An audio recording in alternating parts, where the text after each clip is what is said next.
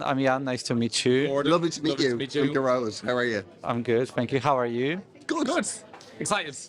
How excited?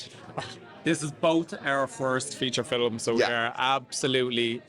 Well, I'm loving I'm this. really excited. I can't wait. Loving it. Yeah, it was such a great experience to do it, and it was so long ago as well. Like it was 2.5 Two and a years half ago. years ago we started this, so it's been a long way.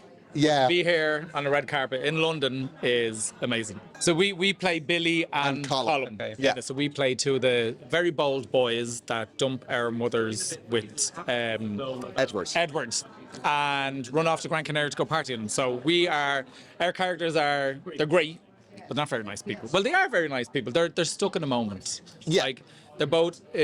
I think my character's a little bit depressed. Yeah, your character's very depressed, and my character just wants to escape life for at least 2 or 3 days and forget about the struggles of having to mind an older parent. You know, so Yeah. we are probably both at low points in our life. I think it's that there's a lot of. I think gay men tend to feel a responsibility to their parents when they get older, particularly if they're not in a relationship. Burden falls on usually gay men to mind the older parent, right? Yeah. The surviving parent, And these two gay men snapped and Yes. dumped their parents.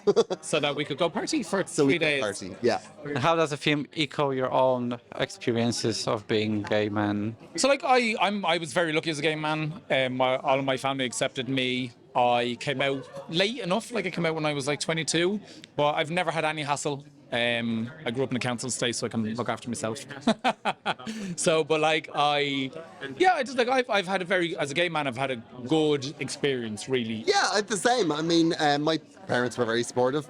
I definitely don't feel the burden to look after them. I've said that to them loads of times. That I will put you in the worst home I can find. It was like to work with the director. Like, did he help you to like find new meanings in your acting? I feel very lucky to have worked with Darren Brilliant.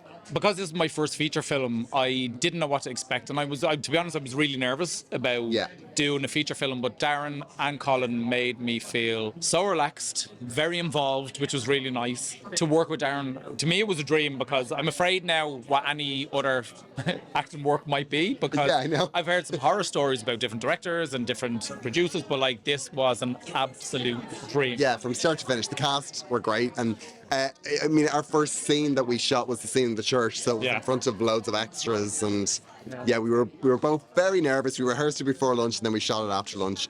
But they were so supportive. Yeah, very, it was great. very. And James, he was the third person in our first scene. And he was brilliant. And I have to say, James, obviously, he's a very experienced actor. Made me feel very at ease. There was like the first scene, we had to do our lines, and I was like, I just couldn't remember. And he was very nice and coaxing. Yeah, he was very great. gentle. Yeah. So yeah, very, very nice to work with James. It's a great experience. Yeah, like you're playing with so many experienced actors. Like, were you anxious about it? Like, what did you do to feel better? Or maybe they helped you? But as I said, James really helped. Like it was really nice to work with him because he was very friendly about it. I inside was dying.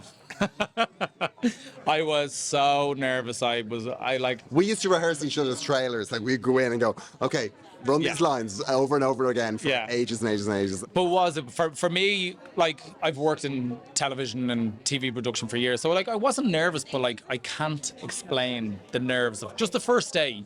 After that, I was fine. I just wanted to know I could get through it. So for me as an actor, this was my first feature. Getting through that first day, I was like, grand. Now I did absolutely. I was a wreck. I got through it, and then it was fine for the rest.